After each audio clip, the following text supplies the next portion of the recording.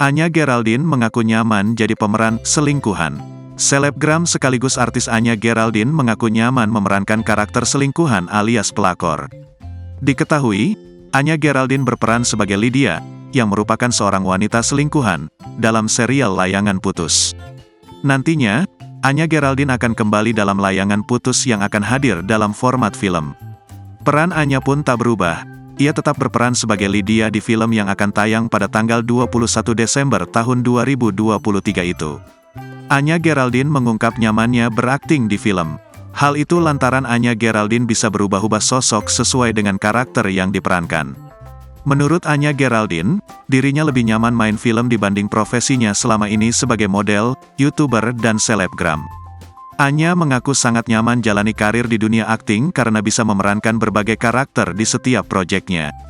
Anya merasa bahwa berkarir di dunia akting tidak menimbulkan perasaan malas, sekalipun disadarinya setiap proses syuting sangat melelahkan.